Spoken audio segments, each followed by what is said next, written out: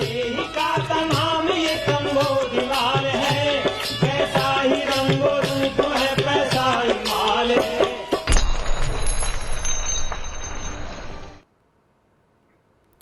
नमस्कार, मैं हूं शुभम शंकरधर। आप देख रहे हैं मनी 9। मनी सेंट्रल के ताजा संस्करण के साथ हाजिर हूं मैं।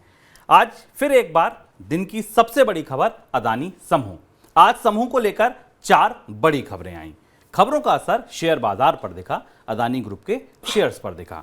शेयर्स आज पहले से थोड़ी बेहतर स्थिति में दिखे। लोअर सर्किट तो आज भी 1-2 कंपनियों में लगा, लेकिन कुछ जगह खरीदारी दिखी। क्या खबरें थीं, क्या उनका असर था, उनका विश्लेषण करेंगे। मेरे साथ स्टूडियो में मनी 9 के एडिटर अंशुमान तिवारी जी जुड़ गए हैं। सर, बहुत स्वागत है आपका। लेकिन अदानी के अलावा और कौन सी खबरें हैं मनी सेंट्रल का हिस्सा? आज शुरुआत कहां से होगी, ये सब आपको पता चलेगा इस ऑन द शो में। शुरुआत होगी 32 कंपनियों को मिला पेमेंट एग्रीगेटर का लाइसेंस। आरबीआई ने दिया लाइसेंस, किनको मिला किनको नहीं मिला, ये ज्यादा बड़ी खबर है। छोटी कंपनियों के कारोबार में नहीं हो रहा सुधार। इंडिगो के शेयर में क्यों आई अचानक गिरावट? गूगल पे लग गया नया आरोप। गूगल लगातार मुश्किलों में घिरता दिख रहा है। एक नया आरोप गूगल पर फिर लगा है। डिफॉल्ट के करीब पहुंचा पाकिस्तान। पाकिस्तान की हालत हर अगले दिन पहले से ज्यादा खराब होती जा रही है, बदतर होती जा रही है। संकट अब डिफॉल्ट तक का आ गया है। क्या स्थिति है वहां की, इस पर चर्चा करेंगे। और नई परियोजनाओं से एक कदम पीछे हटे अदानी समूह की ओर से, अदानी समूह के प्रमुख की ओर से यह आधिकारिक बयान आ गया है कि भाई अब हम नई परियोजनाएं तब तक नहीं लाएंगे जब तक बाजार में ये उठापटक, ये ओहापोह शांत नहीं हो जाता। क्या है इस बयान के मायने, इस बयान को किस तरह लिया जाए, निवेशकों के लिए इसके क्या मायने हैं, समूह की भविष्य की परियोजनाओं के लिए इसके लिए क्या मायने हैं, इस पर चर्चा होगी। लेकिन शुरुआत पेमेंट एग्रीगेटर की खबर के साथ। भारतीय रिजर्व बैंक ने बुधवार को 32 कंपनियों को ऑनलाइन पेमेंट एग्रीगेटर के कारोबार के लिए अनुमति दे दी। जिनको अनुमति मिली उनमें Amazon, Google, Reliance payment solution जैसी दिग्गज कंपनियां शामिल हैं। इसके अलावा रिजर्व बैंक पेमेंट गेटवे के लाइसेंस के लिए 18 और कंपनियों के आवेदन पर भी विचार कर रहा है। इनमें फोनपे और भारत पे 2 ऐसी कंपनियां हैं जिनका आपने नाम सुना होगा जो इसमें शामिल है। लेकिन इस बीच पेटीएम, फ्रीचार्ज और पेयू, ये 3 ऐसी कंपनियां थीं जिनके आवेदन लौटा दिए गए, इनको लाइसेंस नहीं दिया गया।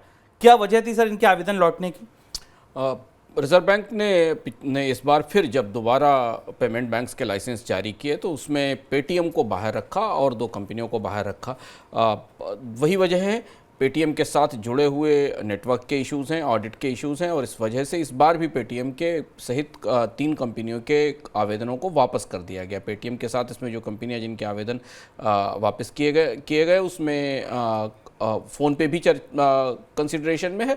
इसके अलावा और जिनको दिए गए, और इन कंपनियों से कहा गया है कि वो 120 दिन के बाद दोबारा अपना आवेदन आरबीआई के पास भेजेंगी। पेटीएम का कहना है कि सामान्य प्रक्रिया है और हम इससे प्रभावित नहीं, हमारा कामकाज चल रहा है। लेकिन इस खेप में भी, इस स्तर में भी, जबकि गूगल को, अमेज़न को, जोमेटो को और भी बहुत सारी कंपनियां हैं, करीब 32 कंपनियों को पेमेंट बैंक के लाइसेंस दिए गए या पेमेंट एग्रीगेटर के लाइसेंस दिए गए, उस दौरान पेटीएम को इससे बाहर रखा गया। पेमेंट एग्रीगेटर्स वो एग्रीगेटर्स होते हैं जो एक किस्म से बैंक के और मर्चेंट के बीच में, या ग्राहक, मर्चेंट और बैंक के बीच में पेमेंट गेटवे के जरिए भुगतान के लेन देन का काम करते हैं। इसमें उनकी पीओएस मशीनें होती हैं, उनका नेटवर्क होता है जिससे वो भुगतान करते हैं। तो पेमेंट एग्रीगेटर्स के लाइसेंस से पेटीएम के बाहर रहने पर फिर चौंकने का मौका आया बाजार के लिए और बाकी लोगों के लिए कि पेटीएम को आखिर इसे फिर बाहर रखा गया है।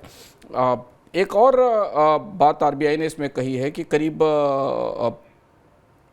18 कंपनियां ऐसी हैं जिनके प्रस्ताव विचाराधीन हैं। उस सूची में भी पेटीएम का नाम नहीं है, यानी पेटीएम को उस सूची से भी बाहर कर दिया गया है। उनको दोबारा अपने स्तर पर फ्रीचार्ज, पेटीएम, पे फॉर यू और टापिट्स, ये 4 कंपनियां हैं, इनके प्रस्ताव वापस भेज दिए गए। और इस खबर का असर आज शेयर बाजार पर भी दिखा। पेटीएम का शेयर करीब 0.25% गिरावट के साथ आज बाजार में बंद हुआ। देश की करीब 3/4 एमएसएमई इकाइयां ऐसी हैं जिनका कारोबार पिछले 5 वर्षों के दौरान या तो स्थिर रहा या घटा। कंसोर्शियम ऑफ इंडियन एसोसिएशन के सर्वे में ये जानकारी सामने आई। सर्वे में शामिल हुए करीब 76% लोगों ने कहा कि उनकी एमएसएमई यूनिट फायदे में नहीं चल रही। सर, सर्वे में और क्या बताया गया? ये सर्वे वो बता रहा है, जिस पर लगातार चर्चा होती रही है, कि कोविड से पहले से भारत के छोटे उद्योगों में बीमारी की समस्या है, छोटे उद्योगों के पास चुनौती है। और 3 महत्वपूर्ण चीज़ें सर्वे से निकल कर आई। एक महत्वपूर्ण चीज़ तो सर्वे से निकल कर आई कि एक बड़ी संख्या में सर्वे में जो प्रतिभागी थे उन्होंने कहा कि बैंकों से उन्हें आसानी से कर्ज नहीं मिलता। दूसरी चीज़ एमएसएमई के लिए क्या ब्याज दर ऊँची होती है। दूसरा, उन्होंने कहा कि छोटे उद्योगों के लिए ईज ऑफ डूइंग बिजनेस जैसी कोई स्थिति नहीं है, क्योंकि उनके पास उन्हें उसी तरीके के इंस्पेक्टर राज में और कानूनों में दौड़ना पड़ता है, जिनके बारे में हमने बजट से पहले जिक्र अपनी वित्त मंत्री के नाम चिट्ठी में किया था, जिसमें हमने आपको बताया था कि एमएसएमईज छोटे उद्योग है वो कैसी समस्या झेलते हैं। और तीसरी बात ये कि भारतीय अर्थव्यवस्था के बेहतर स्थिति से गिरावट में आने के बाद और फिर वापस उभरने की परिस्थिति में एमएसएमई कंपनियों के मुनाफों में, एमएसएमई कंपनियों के फायदों में कोई सुधार नहीं हुआ है। पिछले 7-8 साल में भारत में छोटे उद्योगों का ढांचा पूरी तरह बदला है। मैन्युफैक्चरिंग सेक्टर में छोटे उद्योगों की संख्या कम होती जा रही है।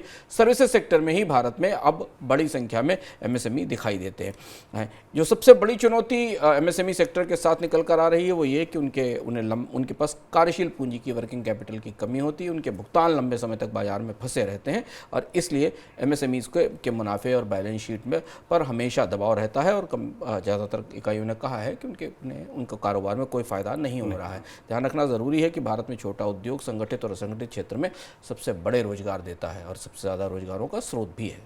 एविएशन कंपनी इंडिगो की parent company inter globe aviation के को प्रोमोटर ने ब्लॉक डील के जरिए कंपनी में अपनी हिस्सेदारी घटाई है। को प्रोमोटर राकेश गंगवाल की पत्नी शोभा गंगवाल ने करीब 3.5% हिस्सेदारी बेची है। यह हिस्सा बिक्री डिस्काउंट प्राइस पर हुई है और इसकी वजह से गुरुवार को शेयर बाजार में कंपनी के शेयर में गिरावट देखने को मिली है। सर, इंडिगो के प्रमोटर बाहर क्यों निकल रहे हैं, क्यों? इंडिगो में प्रमोटर्स की इक्विटी 72% है और ये दूसरी बड़ी बिक्री है जिसमें कि प्रमोटर्स अपनी सीट छोड़कर बाकी निवेशकों के लिए जगह बनाने की कोशिश करते दिख रहे हैं। पिछला साल सितंबर में राकेश गंगवाल और उनकी पत्नी ने 2.74% 2.74% की इक्विटी बेची थी इंटर ग्लोब एविएशन में, और जिससे 2005 करोड़ रुपए के आसपास जुटाए गए थे। और अब फिर कंपनी में दूसरी बड़ी इक्विटी सेल आई और इसका असर हमें आज इंडिगो के स्टॉक पर भी बाजार में दिखाई दिया। इधर अगर हम बड़े संदर्भ में, व्यापक संदर्भ में समझने की कोशिश करें तो भारत के एविएशन बाजार में काफ़ी हलचल मची हुई है पिछले 3-4 दिन से।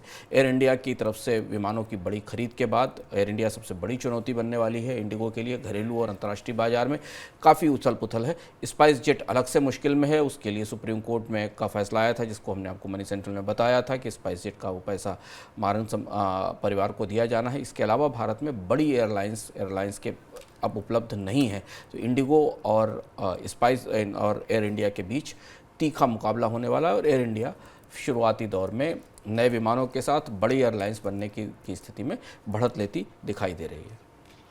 माइनिंग और नेचुरल रिसोर्स कंपनी वेदांता की पेरेंट कंपनी वेदांता रिसोर्सेज ने $2 अरब लोन जुटाने के लिए यूएस की फाइनेंस कंपनी कैंटोर फिट्जगेराल्ड की सेवा ली है। वेदांता रिसोर्सेज इस $2 अरब के कर्ज का इस्तेमाल छोटी अवधि के कर्जों के ब्याज भुगतान के लिए करेगी। कर्ज के लिए कई विदेशी बैंकों के साथ भी बातचीत हो रही है। सर, वेदांता ऐसा क्यों कर रही है? वेदांता के साथ जुड़ी 2 महत्वपूर्ण खबरें थी। पहली खबर है कि वेदांता को, चूंकि वेदांता एल्युमिनियम और इससे जुड़े हुए कारोबारों में है, तो वेदांता की तरफ से एक बयान आया कि उड़ीसा में जो सीजी माली बॉक्साइट ब्लॉक माइंस है उसमें उसे वरीय के प्रेफर्ड बिडर के तौर पर शामिल किया गया है। दूसरी तरफ वेदांता समूह कर्ज में दबा हुआ है। करीब $2 बिलियन का कर्ज, $2 अरब का कर्ज वेदांता समूह को सर्विस करना है। और देखिए, कर्ज की समस्या धीमे धीमे अडानी समूह से निकलकर बाकी और समूहों में भी फैल रही है, जहां पर कर्ज की चुनौती बनी हुई है। और वही कंपनियां जो माइनिंग में हैं, जो कंपनियां इंफ्रास्ट्रक्चर में हैं, वो हमेशा कर्ज के बोझ से दबी रहती हैं। और इसे कम करने के लिए अभी हाल में वेदांता समूह ने जो हिंदुस्तान जिंक लिमिटेड था, उसके टेक ओवर के बाद उसकी विदेशी खदानों को बेचने का प्रस्ताव किया था, जिसे केंद्र सरकार ने रोक दिया था। अब इसके बाद समूह को अपना कर्ज कम करने के लिए बाकी विकल्प ढूंढने पड़ रहे हैं और इसलिए उसने एक विदेशी फर्म की मदद ली है। ये फर्म जो कैंटर फिट्जगेराल्ड है, ये फाइनेंशियल सर्विसेज फर्म है और ये इन्हें रिफाइनेंसिंग को सिंडिकेट करने में मदद करेगी, ताकि जो बड़े कर्जदाता हैं जिन्होंने वेदांता समूह को कर्ज दे रखा है, उसे वो कर्ज वापस कर सके। करीब ऐसा माना जा रहा है कि करीब $1.5 बिलियन के आसपास का के कर्ज के लिए तो वेदांता समूह अपने संसाधनों से और डिविडेंड्स के जरिए, सब्सिडी से मिलने वाले लाभांश के जरिए निकाल सकता है, पर उसे $500 मिलियन की फिर भी ज़रूरत पड़ेगी ये $2 अरब का कर्ज चुकाने के लिए। जैसे जैसे ब्याज दरें बढ़ रही हैं, कॉर्पोरेट डेट जो कॉर्पोरेट कर्ज है बैलेंस शीट में, उसको लेकर चिंताएं बढ़ती जा रही हैं। गेमिंग कंपनी एपिक गेम्स ने कहा है कि गूगल की तरफ से मोबाइल फोन पर उन ऐप्स को डाउनलोड करने में दिक्कत की जा रही है जिन्हें यूजर किसी सीधे लिंक से डाउनलोड करते हैं। एपिक ने कहा है कि ऐसी मोबाइल ऐप्स के डाउनलोड के समय गूगल की तरफ से कई तरीके की चेतावनी जारी की जा रही है और साथ में डाउनलोड की प्रक्रिया को जटिल बना दिया गया है। एकाधिकार का मामला सर थमता नहीं दिख रहा है गूगल की ओर से। हाँ, गूगल को हमें याद होगा कि गूगल के ऊपर कंपटीशन कमीशन ने जुर्माना लगाया था और ये कहा था कि गूगल अपने एंड्रॉयड सिस्टम को एकाधिकार के तौर पर, मोनोपोली के तौर पर इस्तेमाल कर रही है और जो स्वतंत्र ऐप डेवलपर्स हैं उनके ऐप आने नहीं दे रही है। इसके बाद गूगल ने अपने एकाधिकार को ख़त्म करने की घोषणा की थी और ये कहा था कि अन्य प्लेटफॉर्म से भी ऐप डाउनलोड कर लिए जाएंगे। लेकिन ये आसान नहीं है क्योंकि जैसी शिकायतें पहुंच रही हैं सरकार के पास, कंपटीशन कमीशन के पास, उस हिसाब से लगता है कि गूगल अपने पूरे सिस्टम को इतना कॉम्प्लिकेटेड बना रही है क्योंकि बाहर से आने वाला कोई ऐप उसमें डाउनलोड ना हो पाए।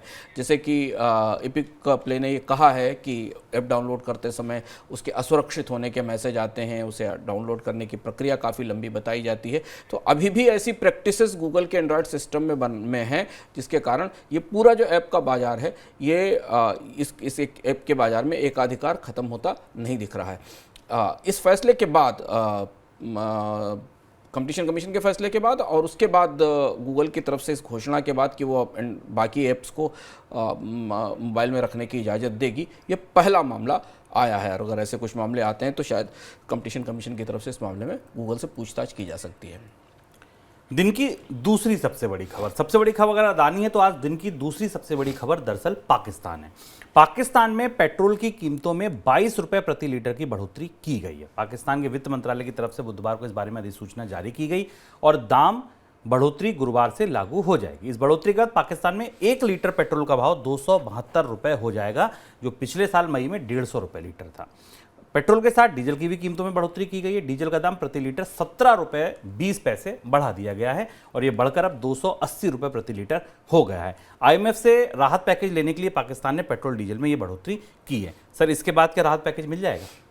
पाकिस्तान पिछले करीब 2 महीने से लगातार IMF को संतुष्ट करने की कोशिश कर रहा है कि उसे $1.1 अरब का राहत पैकेज मिल जाए और अंततः जब हमने पिछले सप्ताह देखा था कि IMF की टीम 10 दिन तक की वार्ता के बाद पाकिस्तान छोड़कर वापस गई थी, उस वक्त मेज पर बात जहां टूटी थी वो यही थी कि पाकिस्तान को अपने टैक्स में भरपूर बढ़ोतरी करनी होगी क्योंकि जो पिछले सुधार थे उनके आधार पर पाकिस्तान की अर्थव्यवस्था में कोई बदलाव नहीं दिखाई दिया और उन टैक्स की बढ़ोतरी हमने 2 दिनों में, कल गैस पर और आज पेट्रोल डीजल पर टैक्सेस में बेतहाशा बढ़ोतरी देखी। इस बेतहाशा बढ़ोतरी के बाद अभी तक IMF ने स्पष्ट रूप से ऐसा नहीं कहा है कि वो बेल आउट मंजूर करेगा, लेकिन माना जा रहा है कि इस टैक्स में बढ़ोतरी का असर आने के बाद सरकार अतिरिक्त राजस्व का जो आकलन है वो IMF के सामने पेश करेगी और IMF को $1.1 बिलियन या उससे थोड़ी कम का बेल आउट मिल जाएगा। पाकिस्तान की अर्थव्यवस्था लगभग दिवालिया होने के कगार पर है। बेहद गंभीर संकट में पाकिस्तान इस समय दिखाई दे रहा है क्योंकि चौतरफा समस्या है। कर्ज का बोझ लदा हुआ है, विदेशी मुद्रा भंडार में धन में संसाधन नहीं है, विदेशी मुद्रा भंडार में डॉलर्स की कमी है और महंगाई चरम पर है। सर, महंगाई को लेकर अब पाकिस्तान में क्या अनुमान हमारे सामने आ रहे हैं? पाकिस्तान में महंगाई को लेकर मूडीज़ का आज अनुमान आया और मूडीज़ ने कहा कि पाकिस्तान में एवरेज 33% महंगाई रह सकती है। 33% महंगाई पाकिस्तान जैसे गरीब देश के लिए लगभग भुखमरी के कगार पर पहुंचा देने वाली है और वो हमें दिख भी रहा है कि पाकिस्तान के बहुत बड़े हिस्से में अनाज की कमी है, आटे की, बाकी चीज़ों की कीमतें बेतहाशा बढ़ी हुई हैं। इस बीच में जो सबसे बड़ा दबाव है वो ये है कि पाकिस्तान इन सारी कोशिशों के बाद भी अपनी अर्थव्यवस्था को संभालने के संकेत नहीं दे पा रहा है। इसलिए एक तरफ महंगाई बढ़ने के आकलन आ रहे हैं, दूसरी तरफ टैक्स बढ़ने के आकलन आ रहे हैं और तीसरी तरफ दुनिया की एजेंसियां पाकिस्तान की साख में कटौती कर रही हैं। फिच ने कहा है कि पाकिस्तान की जो रेटिंग है वो CC/CC- की कैटेगरी तक आ गई है, यानी ये ऑलमोस्ट डिफॉल्ट के या दिवालियेपन के करीब की रेटिंग है। और अगर पाकिस्तान को ये बेल आउट मिल भी जाता है $1.1 बिलियन का, क्या उसके बाद भी पाकिस्तान के पास इतने संसाधन होंगे कि वो अगले 2 साल तक 3 साल तक चला सके, ये कहना मुश्किल होगा। गहरा आर्थिक तूफान है जिसमें पाकिस्तान फंस गया। तो सर, डिफॉल्ट के खतरे दिख रहे हैं आपको? डिफ़ॉल्ट का खतरा दिखता है क्योंकि डिफ़ॉल्ट के जो, अगर आप रेटिंग एजेंसियों की माने तो रेटिंग एजेंसियों का मानना है कि जो long term sovereign credit rating है पाकिस्तान की वो ट्रिपल सी प्लस से ट्रिपल सी माइनस कर दी गई है, क्योंकि इस पैकेज के बाद भी पाकिस्तान के पास इतना विदेशी मुद्रा भंडार नहीं तैयार हो पाएगा जिससे कि वो अपने भविष्य के कर्ज को चुका सके। अब आगे यहाँ से ये पता चलेगा कि सबसे पहले जो $1.1 बिलियन का पैकेज पाकिस्तान को बेल आउट के तौर पर मिलता है, उसका कितना पैसा पेट्रोल और ज़रूरी चीज़ों के आयात में जाता है और कितना पैसा कर्ज चुकाने में दिया जाता है। लेकिन पाकिस्तान पर करीब से पूरी दुनिया नज़र रख रही है, क्योंकि पाकिस्तान की अर्थव्यवस्था लगभग डिफ़ॉल्ट के करीब है और दुनिया की कई सारी प्रमुख अर्थव्यवस्थाओं में पिछले 3 साल में सॉवरेन डेट की बड़ी क्राइसिस आई है। चलिए अब रुख करते हैं दिन की सबसे बड़ी खबर की ओर।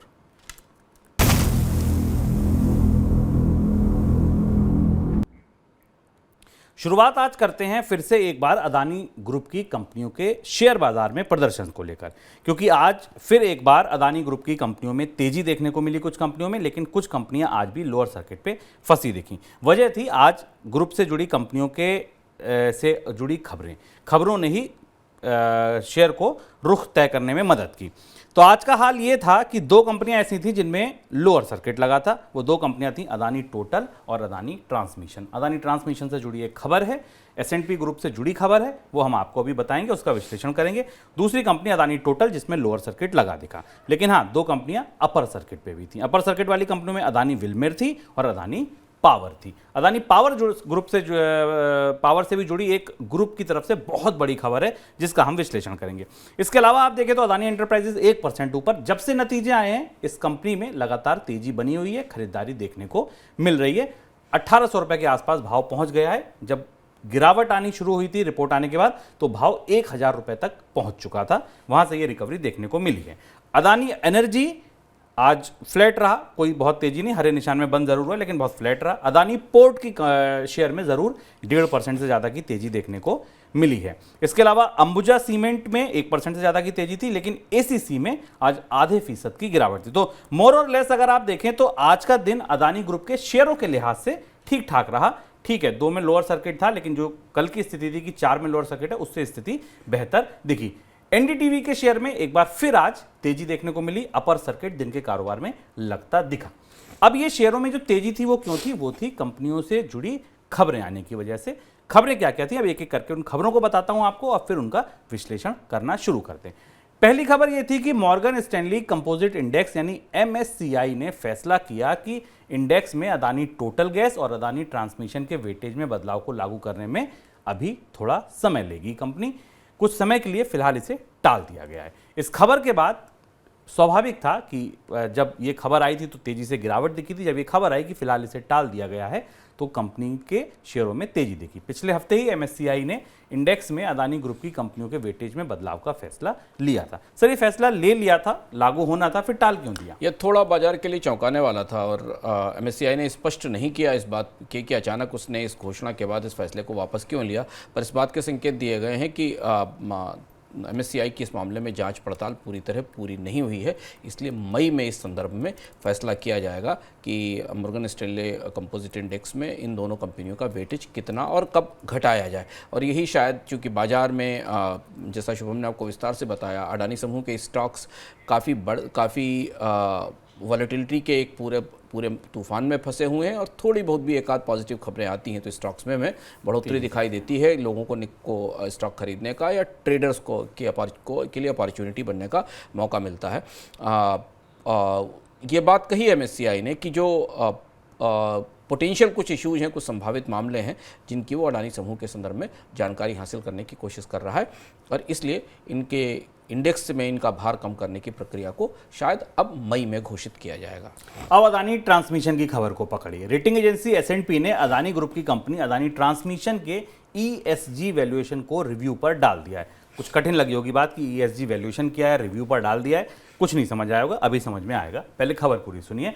अदानी ग्रुप में कॉर्पोरेट गवर्नेंस को लेकर हाल में कई रिपोर्ट्स के बाद S&P ने यह फैसला लिया। सर पहले तो यही समझा दीजिए कि ESG वैल्यूएशन होता क्या है और ये रिपोर्ट कह क्या रही है? पूरी दुनिया में पिछले 7-8 सालों में कंपनियों के कामकाज में 3 बड़े पैमाने हैं जिनका आकलन अब रेटिंग एजेंसियां करने लगी हैं। एक पैमाना यह है कि कंपनी पर्यावरण के लिहाज से कितनी सुरक्षित है, पर्यावरण के लिहाज से कामकाज उसका कितना बेहतर है। दूसरा ये कि वो सोशल अपने सामुदायिक सेवाओं में कितना बेहतर है। और तीसरा और सबसे महत्वपूर्ण हिस्सा कॉर्पोरेट गवर्नेंस या गवर्नेंस का है, और इसी को ESG कहते हैं। इस वैल्यूएशन के मामले में अडानी समूह फिर मुश्किल में फंसता दिख रहा है। S&P ने अडानी ट्रांसमिशन को इस वैल्यूएशन में रिव्यू में डाल दिया है। अडानी समूह के साथ कॉर्पोरेट गवर्नेंस के इशू चौतरफा हैं, जिनका हम बराबर चर्चा करते रहे। हिंडनबर्ग ने अपनी रिपोर्ट में related party transactions, shell companies, बहुत सारे ऐसे मामले उठाए तो जो गंभीर रूप से कॉर्पोरेट गवर्नेंस के इशू हैं। अडानी ट्रांसमिशन को लेकर अगर स्टैंडर्ड पुअर अपने रिव्यू में फैसला लेती है या इसकी रेटिंग में बदलाव करती है तो इसका असर हमें कंपनी के स्टॉक पर और कंपनी की भविष्य में कर्ज जुटाने की क्षमता पर भी पड़ता दिखाई देगा। लेकिन कॉर्पोरेट गवर्नेंस के इशू धीमे धीमे अब रेटिंग एजेंसियों की पड़ताल में सामने आने लगे हैं। चलिए, अब अगली खबर सुनने से पहले आप कल का मनी सेंट्रल रिकॉल कीजिए। कल हमने आपको बताया था कि अब अदानी समूह के पास आखिरी रास्ता क्या है। आखिरी रास्ता यह है कि वो अपने कर्ज को कम करें। दूसरा रास्ता ये है कि जो उनकी भविष्य की परियोजनाएं हैं, भविष्य के जो भी उनके कैपेक्स प्लान है, उनको कर्व किया जाए, उनको सीमित किया जाए, उन पर अंकुश लगाया जाए। क्योंकि यही दो तरीके हैं कि पहला आप नया कर्ज मत लीजिए, दूसरा नई परियोजनाओं पे खर्च मत कीजिए, तीसरा जो रखा है उससे कर्ज उतारिए। यही बात हमने आपको कल कही थी, यही बात हमने आपसे कहा था जब हमने कहा था अब दांव पर सब कुछ, और यही हमने आपसे तब कहा था जब दांव पर भविष्य की बात की, क्योंकि अदानी समूह का जो भविष्य था वो इन्हीं परियोजनाओं पर टिका था। अगली खबर इन्हीं तीनों हेडलाइंस की रोशनी में देखिए। अदानी ग्रुप की कंपनी अदानी पावर ने पिछले साल अगस्त में डीवी पावर को खरीदने की जो डील की थी वह डील अब रद्द हो रही है। ये डील 7,107 करोड़ रुपए की थी। डील की प्रक्रिया को पूरा करने के लिए पहले जो टाइम लिमिट रखी गई थी उसे 4 बार बढ़ाया गया था, लेकिन उसके बाद भी जब डील प्रक्रिया पूरी नहीं हुई तो उसे अंत में रद्द करने का फैसला लिया गया। सर, अदानी पावर इस डील से बाहर क्यों निकल रही है? ये सबसे बड़ी खबर है और ये वही संभावना थी जिस तरफ चीजें बढ़ रही हैं। अडानी समूह अब अपनी परियोजनाओं से वापस लौट रहा है और ये वापसी का रास्ता यहीं से निकलता है। 7,000 करोड़ के आसपास की 7,017 करोड़ की डील थी। डीबी पावर का एक प्लांट है छत्तीसगढ़ में, जांजगीर चांपा में 1200 मेगावाट का। इस प्लांट को खरीद कर अडानी समूह ने पिछले साल अगस्त में काफ़ी सुर्खियाँ बटोरी थी। इस प्लांट का भुगतान अक्टूबर तक करना था, डील कंप्लीट होनी थी, पर वो प्रोसेस पूरा नहीं हुआ।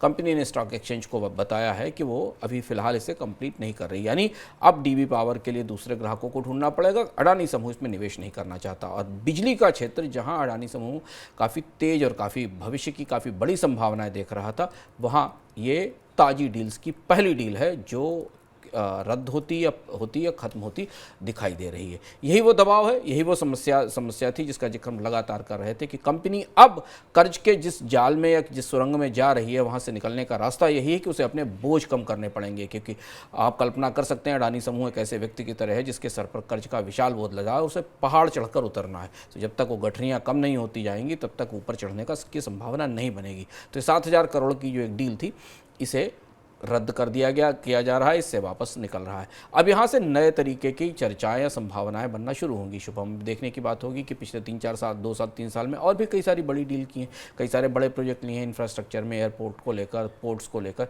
क्या अडानी समूह वहाँ भी कोई छटनी, कोई कटौती करेगा? क्योंकि उसके बिना तो कर्ज का बोझ कम होने की गुंजाइश नहीं दिखाई देती। एक और बड़ी घोषणा कंपनी की तरफ से की गई, समूह की तरफ से की गई, वो ये कि भविष्य में कोई भी नए कमिटमेंट तब तक नहीं किए जाएंगे जब तक ये उठापटक, ये ओहापो थम नहीं जाता। इसका क्या मतलब है सर? ये भविष्य के दांव पर की बात है जो हमने मनी सेंट्रल में चर्चा की थी। कंपनी की तरफ से आधिकारिक रूप से स्पष्ट रूप से कहा गया कि अब किसी नई बोली में, किसी नई बिडिंग में, किसी नई परियोजना में अडानी समूह अपना हाथ नहीं डालेगा। जबकि इस समय भी कई सारी ऐसी परियोजनाएं जिसमें संभावित रूप से अडानी समूह को बिडर माना जा सकता था। कंपनी का कहना है कि जब तक ये उतार चढ़ाव नहीं खत्म हो जाता तब तक वो किसी नई परियोजना की तरफ कोई कमिटमेंट नहीं करेगा। अब आप खुद ही समझ सकते हैं कि कमिटमेंट करने की संभावना तो तब बनती जो मौजूदा कमिटमेंट है वो पूरे हो सकें। तो जब कंपनी डीबी पावर की डील से बाहर निकल रही है तो नए कमिटमेंट की संभावना नहीं दिखाई देती है। और इसके साथ ही क्योंकि अडानी समूह ने पिछले 2 साल के भीतर बेहद तेज रफ्तार से अपने आप को विस्तार किया था और पोर्ट टू पावर कंपनी के तौर पर विकसित हुई थी, चाहे वो पोर्ट हो या एयरपोर्ट हो, इंफ्रास्ट्रक्चर हो, एलएनजी डिस्ट्रीब्यूशन टर्मिनल्स हो, माइनिंग हो, अनाज हो, टेलीकॉम हो, बहुत सारे लगभग सभी क्षेत्रों में अडानी समूह ने अपना विस्तार किया था। तो अब भविष्य की दृष्टि से ये संकेत है कि अडानी समूह जब तक अपने कर्ज की समस्या का समाधान नहीं कर लेता, नई जगह निवेश नहीं करेगा। दूसरी तरफ जहां निवेश है वहां से बाहर निकलने की प्रक्रिया भी अब शुरू हो गई है। बिल्कुल, मतलब अब आप लौट चलें जैसी स्थिति है कि अब तक तो लगातार आगे बढ़ रहे थे, लेकिन अब यहाँ से लौटने का समय, यू टर्न का समय आ गया है। सर, ये बोझ की जो गठरियां हैं, जो आपने कहा कि अदानी समूह का आप एक ऐसा व्यक्ति मान लीजिए जो पहाड़ चढ़ रहा है जिसके ऊपर कर्ज की बहुत सारी गठरियां लदी हुई, तो ये गठरियां कम कैसे होंगी? कर्ज घटाने के लिए समूह कर क्या रहा है? अडानी समूह की तरफ से ये बताया गया कि जो बयान दिया गया उस बयान में ये बताया गया कि अडानी समूह के पास अभी ऐसी चुनौती नहीं है। अडानी समूह के पास जो कैश फ्लोज के आधार पर कर्ज के भुगतान में समस्या नहीं आएगी। लेकिन अगर आप अडानी समूह की पूरी बैलेंस शीट को करीब से देखें और उसके कामकाज को करीब से देखें तो आपको दिखाई देगा कि कंपनी को इस साल से लेकर अगले साल तक जो 14-15 हज़ार करोड़ रुपए का कर्ज चुकाना है, उसके लिए उसे कई सारे महत्वपूर्ण कदम उठाने होंगे। प्योरली बाजार तो छोड़ दिए, शेयर बाजार में तो अब अडानी के स्टॉक्स बेहद बड़े उतार चढ़ाव के तूफान में ट्रेडर्स के हाथ में फंस गए हैं। पर यहाँ अडानी समूह को सबसे पहले अपने अलग अलग तरीके से कर्ज कम करने होंगे। 7,000 करोड़ का ये टेक ओवर कर्ज से होना था, इस कर्ज की संभावना खत्म हो गई। अडानी समूह ने तय किया है कि अडानी पोर्ट और स्पेशल इकोनॉमिक जोन्स जो दूसरी कंपनियों को अपनी बचत से कर्ज देता था या उनके एफडी में निवेश करता था, उसे वापस लेकर करीब 12,687 करोड़ रुपए के आसपास का ये निवेश है जो बाहर निकालने की कोशिश की जा रही है ताकि इसके जरिए कर्ज चुकाया जाए। अडानी समूह 2-3 दिन से 4 दिन से लगातार इस बात के संकेत दे रहा है कि कई सारे कर्ज को प्रीपे करना चाहता है, कई सारे कर्ज को वो प्रारंभ में चुकाना चाहता है। कंपनी की तरफ से ये भी कहा गया कि वो अब भविष्य में अपने ईबिटा और डेट रेशियो को कम करने की कोशिश करेगा। वो ईबिटा डेट रेशियो का मतलब है कि कंपनी की कमाई और उसके कर्ज का जो अनुपात है, उसे कम करने के लिए उसे या तो कमाई बढ़ानी पड़ेगी या कर्ज घटाना पड़ेगा।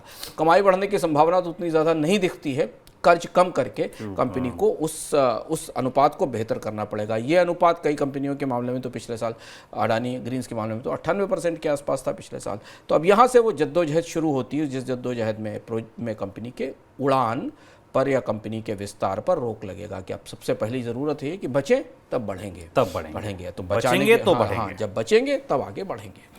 सर, खबर यह भी थी कि ब्रोकर्स की तरफ से अदानी समूह के स्टॉक्स में ट्रेडिंग के लिए मार्जिन्स नहीं दिए जा रहे। मार्जिन्स 2 तरीके से दिए जाते हैं। पहले मैं आपको बता दूं, पहला तरीका मार्जिन देने का ये होता है कि आपके ट्रेडिंग अकाउंट में 10,000 रुपये पड़े हैं और आप 4 टाइम्स का मार्जिन है, 10 टाइम्स का मार्जिन है, तो 10,000 रुपये से आप 1 लाख रुपये तक की, 50,000 रुपये तक की ट्रेडिंग कर सकते हो। एक मार्जिन मिलने का तरीका हुआ ये। दूसरा मार्जिन मिलने का तरीका ये होता है कि आपके पास मान लीजिए 10,000 रुपये के स्टॉक्स पड़े हैं, तो कंपनियां ये कहती हैं, ब्रोकिंग कंपनियां ये कहती हैं कि ठीक है 10,000 रुपये के स्टॉक पड़े हैं तो चलिए आप 8,000 रुपये तक की, 7,000 रुपये तक की ट्रेडिंग कर लीजिए, हम उन स्टॉक्स से आपको मार्जिन दिए देते हैं।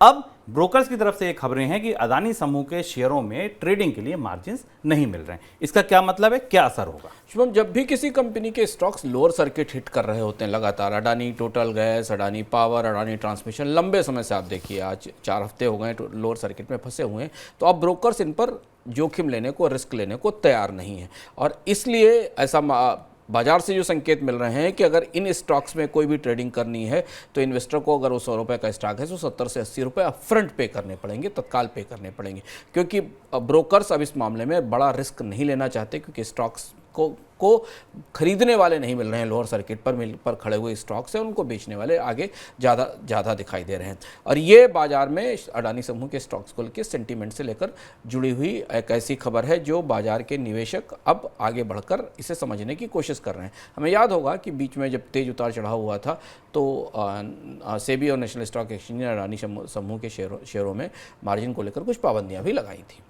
सर, इन खबरों के अलावा और कोई बड़ी खबर समूह से जुड़ी? चलते 2 महत्वपूर्ण खबरें। एक खबर लगातार अंतर्राष्ट्रीय एजेंसियों की तरफ से आई थी कि अडानी समूह ग्रांट थॉर्ंटन फर्म को हायर कर रहा है अपना ऑडिट करने के लिए। अडानी समूह की तरफ से उसको इनसे इनकार किया गया, यानी अडानी समूह अभी अपना ऑडिट कराने नहीं जा रहा है, जबकि इस बात की संभावना पहले जाहिर की गई थी कि अडानी समूह अपने कामकाज का खुद ऑडिट कराएगा। ध्यान रखिए, इसमें ऑडिट में वो चीज़ें चीज़ों की जांच होनी थी जो रिलेटेड पार्टी ट्रांजैक्शन से जुड़ी हुई हैं, यानी वो चीज़ें जिन पर हिंडनबर्ग ने अपनी रिपोर्ट में अपारदर्शिता के आरोप लगाए थे। और दूसरी महत्वपूर्ण बात है कि सुप्रीम कोर्ट में अडानी समूह के मामले पर शेयर बाजार में गिरावट, निवेशकों को नुकसान और पारदर्शिता के तमाम मुद्दों पर सुनवाई हुई है, जहाँ पिछली बार सरकार ने कहा था कि वो एक एक्सपर्ट पैनल बनाने को तैयार है जो ऐसी परिस्थितियों में, बाजार में ऐसे डिस्रप्शन और उतार चढ़ाव की परिस्थिति में बाजार में निवेशकों की सुरक्षा के नियमों की समीक्षा करेगा।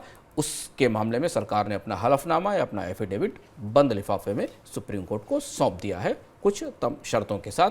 अभी ये स्पष्ट नहीं है कि इस एक्सपर्ट पैनल में कौन कौन से लोग रखे गए हैं, लेकिन सरकार की तरफ से मामले में जांच की प्रक्रिया को थोड़ा तेज कर दिया गया है। सुप्रीम कोर्ट के पास सरकार का हलफनामा पहुंच गया है। ये दो और महत्वपूर्ण अपडेट हैं जो अडानी की पूरी कहानी में आज हमारे पास है। अगली सुनवाई कल है, शायद 17 फरवरी को, तब आगे की जानकारी मिलेगी। चलिए अब आगे बढ़ते हैं कुछ और जरूरी खबरों पर मनी सेंट्रल झटपट में।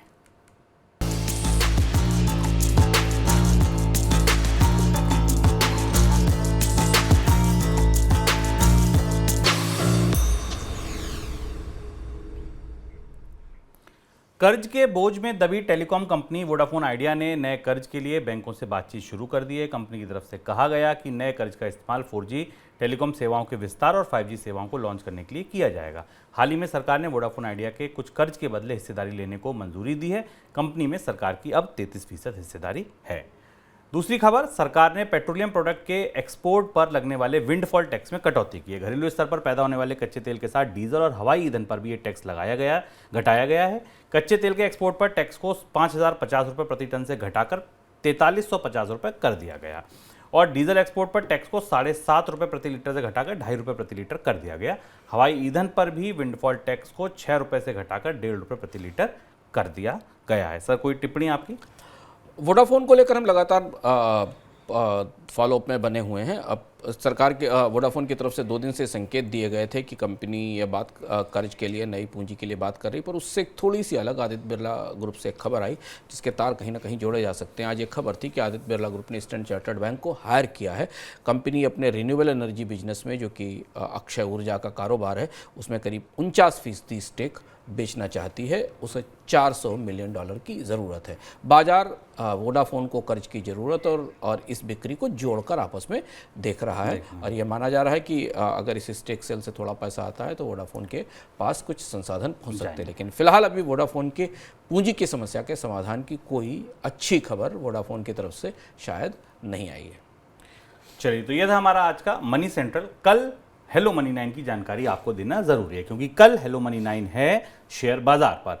शेयर बाजार की इस बीच उठापटक में आपको क्या करना चाहिए, कौन से शेयर खरीदने चाहिए, कौन से शेयरों से दूरी बनानी चाहिए, जो शेयर पहले से रखे हुए हैं उनमें कब मुनाफा वसूली करनी चाहिए, ये तमाम सवाल आप पूछ सकते हैं कल हेलो मनी 9 में। हमारे खास एक्सपर्ट डॉक्टर रवि सिंह आपके सवालों के जवाब देंगे। व्हाट्सएप करिए 9311121874 पर अपना सवाल जरूर भेजिए और अगर आप मेल करना चाहते हैं तो money9query@tv9.com पर आप अपना सवाल मेल भी कर सकते हैं। मेल करते हैं तो मोबाइल नंबर ज़रूर लिख दीजिए ताकि आपसे संपर्क साधा जा सके और आपकी बात डॉक्टर रवि सिंह से कराई जा सके। चलिए, फिलहाल दीजिए इजाज़त। कल फिर आऊँगा नया संस्करण लेके मनी सेंट्रल का। नमस्कार।